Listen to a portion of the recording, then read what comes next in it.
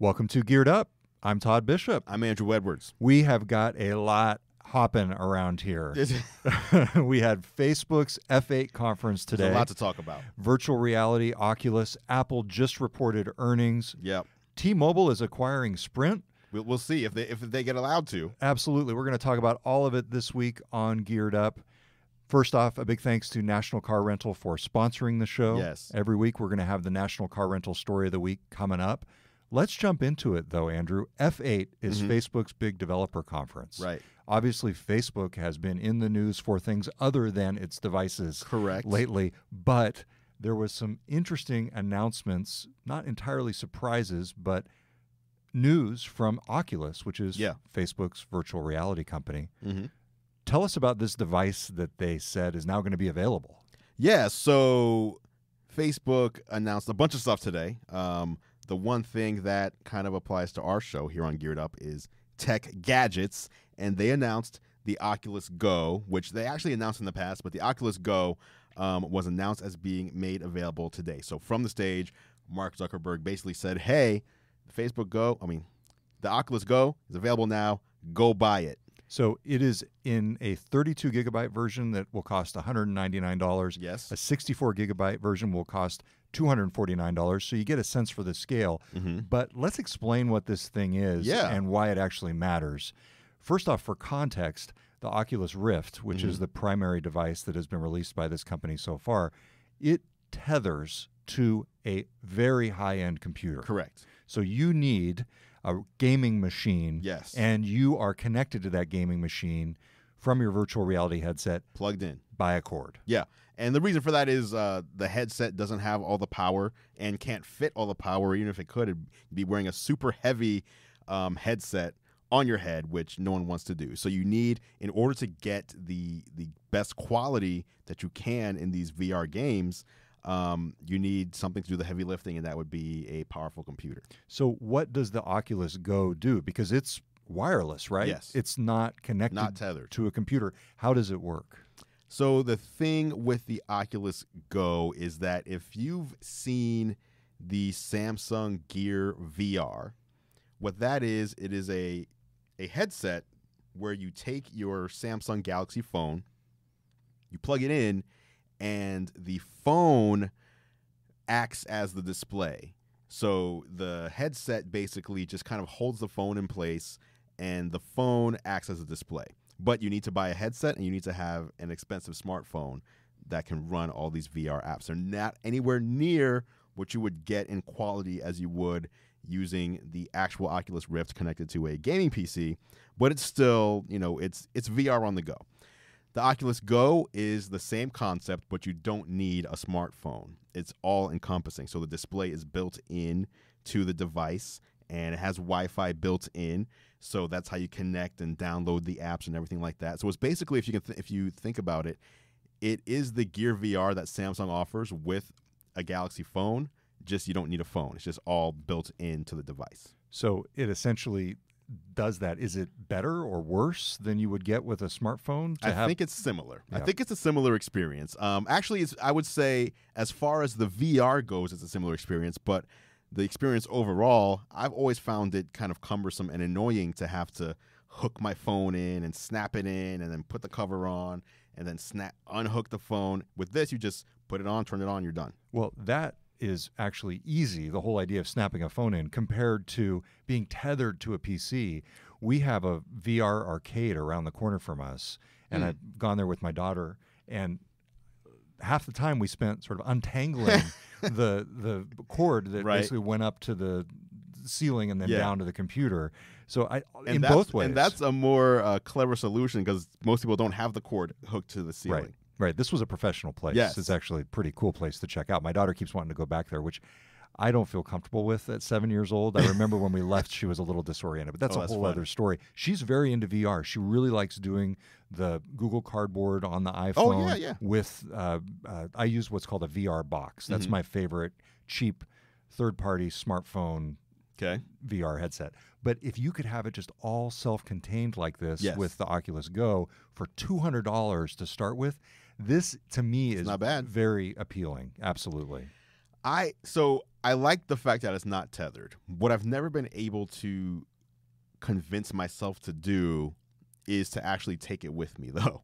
Like would on you a trip? Yeah, or? would you ever go on a plane trip? Let's say you were flying from here to Pittsburgh with the Oculus Go, just put that on and just start watching a movie or playing some games and Not just to wear that. Pittsburgh, but maybe to, I don't know, Hawaii. You're getting under my skin there. No, I think you're touching on something really. So where else important would there. you? So where else? Like it makes it seem like it's good for around the house, so you're not having to stay tethered to the computer or the computer room. But I think the idea is really that you can, like they say, you can just take this with you anywhere. But where are people like? You're taking it to school? Like, you're not taking it to school. Like, yeah, it is still a bit of a novelty and something that you would tend to use almost like you would use a home game console back in the day before the Switch when things weren't portable. I think it's definitely, to me, more of a stationary experience. That said, the ability to not be tethered is pretty cool. Yeah. The design looks great. You don't have to have separate headphones to be able to listen. It's all built in. It seems very breathable. I have not obviously tried it yet, but we want to try it out, and I think it's looking pretty cool. Now, you've tried VR though. A lot. So okay, a lot. So both the Oculus Rift and the HTC Vive, I assume. Yeah. So background here: a couple years ago at Penny Arcade Expo, I went on a mission to try every possible VR game I possibly could. Wow. So I spent basically the 4 days. If it didn't have VR in the booth, I did not go there. That was kind of my gimmick for the show. And in the process, I tried basically every headset that was available, every gadget, the thing where you walk and it tracks your movement. Maybe it actually was last year that I did this. So it was some of it was pretty state of the art. So you came out of there with an opinion of VR that was what? Were you like blown away by anything? As I recall, I was just mostly disoriented after being that immersed in some other reality for that long. But you were immersed. I was. Immersion. Yes. I got to tell you, the best thing was the South Park. Oh, I've not done this one. Oh, man. I think they called it the Oculus Rift. Okay. So I don't know if this will make it onto the radio, but when Cartman, is that how you say his name? Passed gas. He's acting like he doesn't watch the show, but go ahead. You smell it. Really? Yes. What? They concocted this sulfur and it was one of the worst things I've ever smelled. But literally, you strapped this sort of virtual smell thing under your nose, if I'm remembering correctly. It was not pleasant. At any rate, weird. I went to great lengths to experience the world of virtual reality, and that was just one example. I think it's cool. I think it's certainly generation 1 right now. And I think it'll be interesting to see where Apple and others take it. Right. But the first step to me is with things like the Oculus Go, and I know HTC is going to have its own wireless thing. To me, the ability to separate yourself from the computer and to be able to essentially be on the go cheap without a smartphone, I think is critical. Right. I think we're in the in-between phase right now, because I agree that wireless, it has to be wireless for people to kind of jump on board. But it also has to be powerful, because you don't want the subpar experience that currently, if it's wireless, it's not going to be powerful enough to do a lot of things that the wired version will do. That might always be the case. But, when you look at something like the Nintendo Switch today, all the games it can play on the go, that's much different than, even 3 years ago with what a mobile console would be able to do and the type of graphics you'd get. So this is available now. How would you recommend getting it? Just going to the store and picking it up? Yeah, I believe it's in Best Buy locations. You can order it, I think, on Amazon as well. You can order it from the Oculus website as well. So are you, I like to ask this, are you going to be getting one of these? I think so, actually. You're going to get one. one. At this. Yeah, You're going to get one. I was actually about ready to hit buy on the computer screen. So this is rare. Here's the thing. Does it come with the controller included, or do you have to pay? I believe the controller comes with it, because that's how you actually control things. Yeah, it says more than 1,000 VR games, social apps, 360-degree experiences. See, this is what I need. I go on my iPhone right now, and I'm basically going into the App Store and saying, cool VR apps for kids. That's like that's how your I'm search? doing. That's my search. The Google Cardboard app is okay, but you really, with the headset I've been using, it doesn't really do the controls that you need for the Cardboard, like in the upper left where I forget which side it is, but you don't have the hardware controls to control the phone. To me, I need something like this, and for $200, that's pretty good. No, that's not bad. $200 is not bad. have you or do you have opinions on VR? Obviously, you haven't used this, but the VR you have used versus the AR apps and games that have been available on the iPhone since, roughly September. Yeah, I have not played a lot of those. I played a little bit of Pokemon Go, and so I have a general sense, and I've seen demos of the iPhone AR games where you can essentially like shoot things on your table and that sort of thing. Right. It places the game on top of the real world. I've played a lot or enough of the Microsoft HoloLens to get a sense for what that's like. To me, which one is the future? AR is augmented reality, augmenting the world around you. To me, is the future. And so the mixed reality is the HoloLens, right? Yeah. Or is that AR? Mixed reality to me is a form of augmented reality because it's blending the real world and the physical world. To me, virtual reality is cool, and I think you're going to see a lot of applications of it, but ultimately the real power for me is in overlaying and augmenting the digital world or the physical world with digital objects. I think I agree with you. And the other thing with VR, again, it's cool. I've done I don't know that I've liked the mobile versions, again, because they're not as powerful. But if I've used the Oculus Rift or the HTC Vive, there have been some really impressive things. But it's almost always a personal experience. Right. Like, you're the one person in the room who can experience this, and everyone else is waiting for their turn. Versus something with AR, you can all be looking at the crazy fake thing on the table through your devices. So here's another cool thing. Prescription lens inserts, I say, as I'm sitting here with my glasses. Oh, yeah. Oculus Go is designed to be worn comfortably with or without glasses, but you can choose to purchase compatible Virtue Clear prescription lenses from framesdirect.com that easily insert into the headset. That to me is cool because not bad. I'm a Warby Parker fan, and so I'm used to actually ordering prescription glasses online for pretty cheap.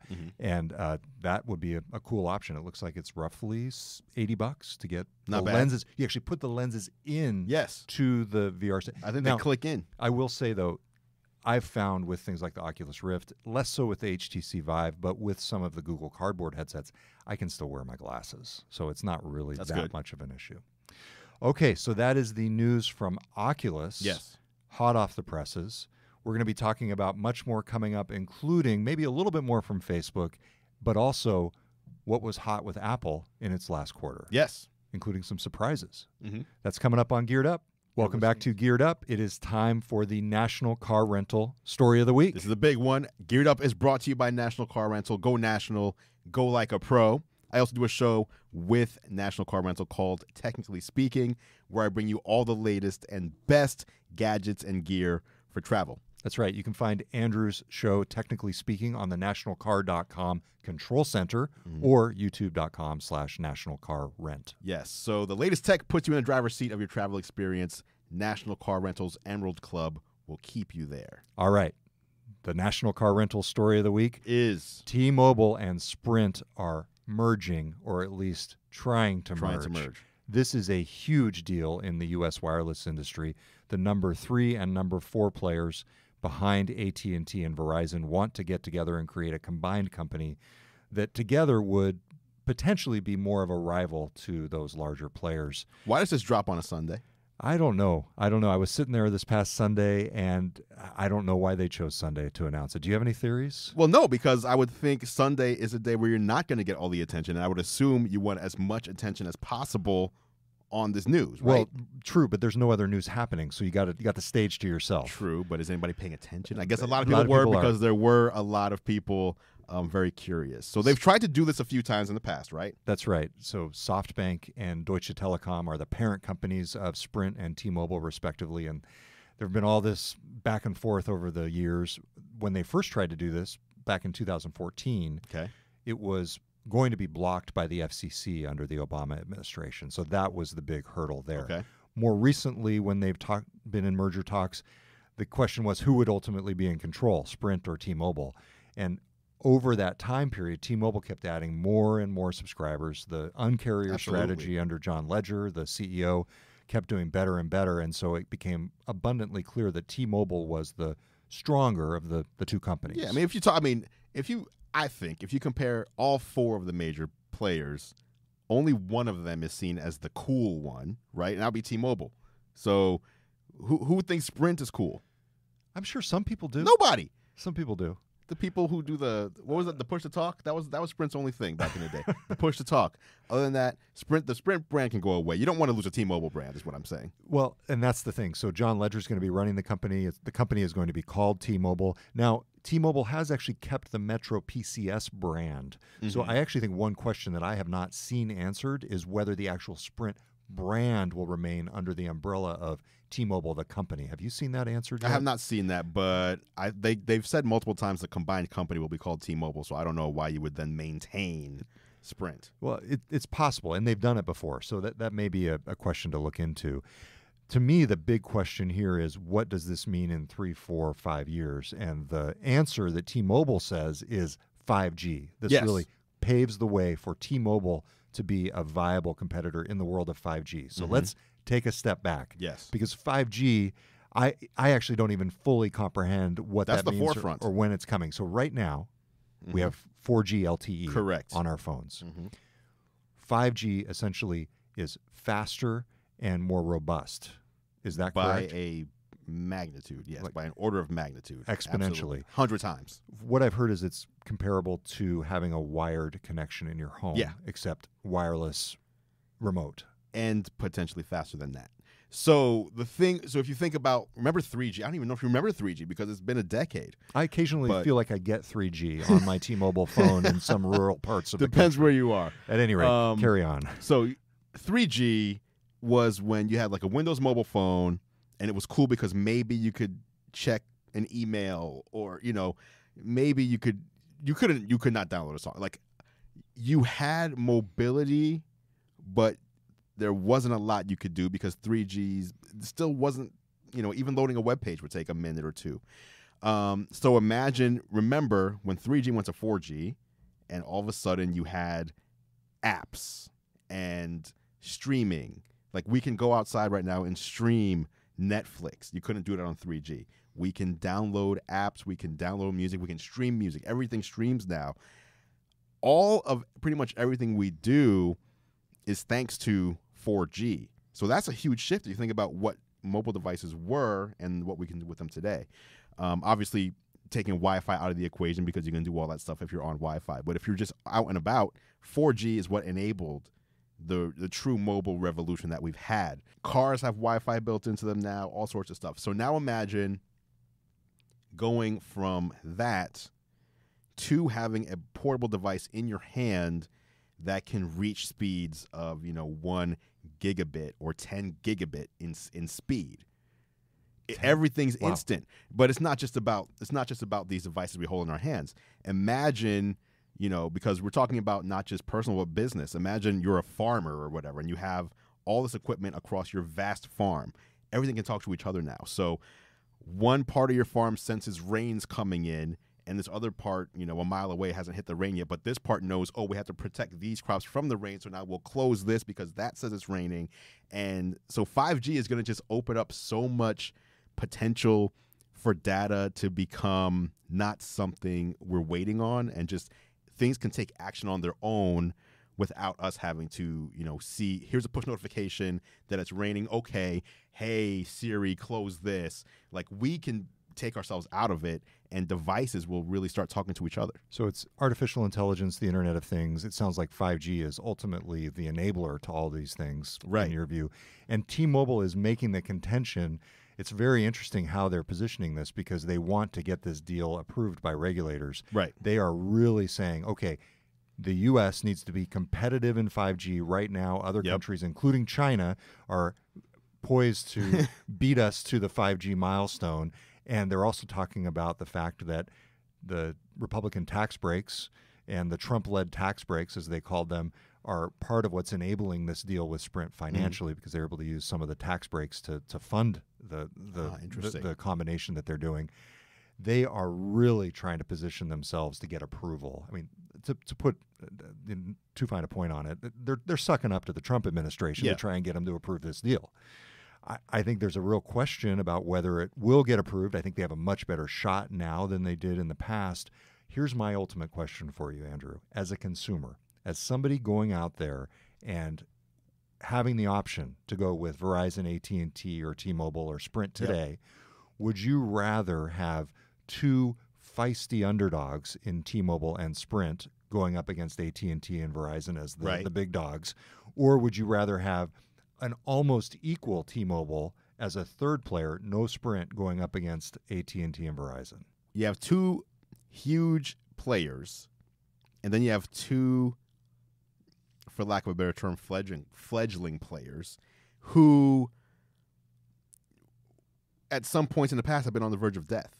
Sprint seems like, if Sprint dies, T-Mobile has no chance. Yeah. There's like two battles going on. There's like the two, and then there's the two. I think it makes much better sense in this instance, and I wouldn't normally say this, that we need less companies to increase competition. But I think in this instance, the combined forces of Sprint and T-Mobile, which would then make it of similar size to Verizon and AT&T, could lead to better competition rather than worse. I wonder what that competition looks like, though, because a lot of what T-Mobile has done recently is specifically because of its size to try to increase its size. And I don't know that they would do that if they were the same size as the others. I think that's possible. I think it's notable, though, that John Ledger is going to be leading this company, because I think that guy's got a chip on his shoulder no matter how big he is. Right. And I think what will end up happening is, you've already seen this start to happen. They've gone after AT&T and Verizon, and in a lot of ways they've succeeded in at least becoming the company that shapes the wireless industry. They don't lead it. True. But they do the things, and then everybody else follows them. Yeah. I think what will happen is then he'll start going after Comcast and Charter. Which they did allude to. Which they already are, because they're coming out with this new TV service this Yes. year. And based on the acquisition that they did last year, I recognize that you can't pin all of the promise of the deal on the leader of the company. But that said, they've got some toot, man. Mm-hmm. They are ready to take people on, and really, you can see it in John Ledger and his approach. Right. And I think 5G is a bigger story here. All these companies, as they mentioned, I forget the three. You watched the video, I assume. There was three pillars. They said there was wireless, there was broadband, and was video the third one? I don't even remember what it was, but all these other companies have these three components, and they're saying we can deliver this better, especially if we have, if we can help create and put out 5G early. Yep. That makes it, that gives you the broadband. That makes video seamless. That they basically want internet access to be like electricity. You just turn the light on and it's on. You don't turn the light on and then wait for it to connect, and eventually it gets a signal and comes on. That's what 5G is going to be. And so there's a lot of players. Obviously, these are the providers. You have Qualcomm really talking about creating the tech that goes into the cell towers and everything to make 5G work, and the chips that go into the phones to make 5G accessible to everybody. So I think it's going to be, it's exciting to me, like 5G where connection status is no longer a thing. You're just everything's instant. So that is the combination of T-Mobile and Sprint announced this past weekend. It's going to create a company with about 125 million wireless subscribers in the U.S. That's roughly where they are. It's just a little bit still below AT&T and Verizon. Now, for the time being, T-Mobile and Sprint are operating independently still while the deal is pending and while regulators are looking at it. How long does this take? Do you know? Yeah. If all goes as planned, they say that this would close no later than the first half of 2019. Okay. So we've essentially got about a year or a little bit less. So when you say close, does that mean everything's done? Everything when the way acquisitions work is they announce the agreement, and then they go through the approvals, they get everything done, and then basically they complete the deal or they close the deal. Okay. All right, so that is T-Mobile and Sprint. We will be right back with a look hot off the presses at Apple's earnings. You're listening to Geared Up on GeekWire. Welcome back to Geared Up. I'm Todd Bishop. I'm Andrew Edwards. We have just been poring over Apple's financials for its second quarter. Just came out. Its March quarter. And there's some interesting trends in the iPhone sales. Let's take a step back and look at some of the rumors that have been coming out over the past few weeks. There have been discussions of Apple cutting the production, the total number of devices of iPhone 10s that it produces, which I think plays into this larger narrative that the iPhone 10 has not been as successful as people would have expected. But you look at these results, Apple sold 52.2 million iPhones, and they say the biggest selling of those iPhones was the iPhone 10. Correct. So what's going on here, Andrew? I think there's a few ways to look at this. Number one, the iPhone 10 is the best-selling iPhone every week since its release. So that's a fact Apple stated. But Apple released 3 new phones instead of 2. So if one more than 1/3 makes it the best, it would still be selling worse than 50% or 51. You know what I mean? So if there's only 2 phones released and 51.49, let's just say the 8 Plus is selling 51% and the 8 is selling 49%. If there's 3, you only need to sell 34% to be. You know what I'm saying? Yep. So it could still be selling less than last year's best-selling phone, but there's 3 phones now. They're slicing up the market among more phones, so you're going to have less market share relative to each other. So it might not be as popular as past flagship iPhones. That said, it seems like overall this device is doing well. In other words, I bet every other phone company wishes it had a phone that sold as well as the quote-unquote flop iPhone 10. So overall, the company beat earnings expectations with $61 billion in revenue, and shares are up 4%. So the stock market is reacting positively to this. That's ridiculous. 52.2 million phones. A quarter is 3 months. Like, they're selling over 200 million phones in a year. So I don't see where the worry or problem is. People have been saying Samsung released a part of its earnings or statement the other day that its earnings wouldn't be what they were expected to be due to lower sales on OLED screens, right? Right. Now, the iPhone 10 has an OLED display in it, which Apple buys from Samsung, but so do all the Samsung phones. So that could also just imply that Samsung's own phones are not selling as well. But everyone took it to mean, oh, look, Apple's phones are not selling that well. Right. I don't know. So you're still convinced that the iPhone has some growth in it, it has a future in it, and especially the iPhone 10. I'm just looking at these numbers. Like, if you look at all the facts are in the numbers. Like, everybody speculates when they see, okay, they're lowering production, which Apple does after every holiday quarter. They lower production on the latest phone every time. It's just clockwork. But every time people are saying, oh, look, they're lowering. That must mean it's not selling well. Like, all this stuff is speculation, but then when the numbers come out, the numbers are the facts. So when you go by the numbers, it appears that people still want to buy an iPhone. It's just, in my opinion, like my wife, she had an iPhone 10 for about a week. She didn't want it. She wanted an 8 Plus. She wanted the home button. Mm-hmm. She wanted the interface that she was used to. I think and that's why Apple did this. They were like, okay, here we're introducing our new vision for iOS with the 10. Everyone's going to be able to see this new vision for at least a year. If you want the old way, we're giving you that too, but at least there's something new coming. And I think that's it. Like, some people like the home button. Some people don't. Some people want the latest and greatest. Some people don't. That's just it. Here's another interesting thing that I just spotted. So if you go down to the year-over-year change in iPhone sales, units, in other words, the total number of units sold, is up 3%. Revenue, what would you guess revenue is? I'm going to block my screen. Okay. So they sold 3% more devices. 3% more devices. How much more money did they make on the top line? Revenue? Okay. What I'm thinking about in my head is that the 8 and 8 Plus are $50 more per unit this year than the 7s were, but the 10 is $300 more. So, if what was the old number? Well, it was 3%. Well, they 3%. I would say in units. I would say there is an increase by 6%. Not even close. 14% increase in revenue. What? On the iPhone line, they went from last quarter, a year ago's quarter, about $33.2 billion in revenue to about $38 billion in revenue this time. So what does that tell you then? So they're clearly selling a ton of iPhone 10s. That is exactly what that means. So, because I was thinking, okay, if the iPhone 10 is the 35% and with the other two, there would be a marginal increase, and there should be an increase. I don't know. This says to me that there's no problem. to me, the bigger question is, can Apple come up with the next game-changing invention? And I think potentially AR, VR is it, but it'll be interesting to see. Right now, they're basically living off of the fumes of the businesses that were built in the Steve Jobs era. And the question is, can they create the new businesses that will ensure their future? And so that's the big question. All right, so that is a quick rundown of Apple earnings, including some live analysis of the percentage changes in revenue and unit sales. How often do you get that? Never. Never with us. It's first time.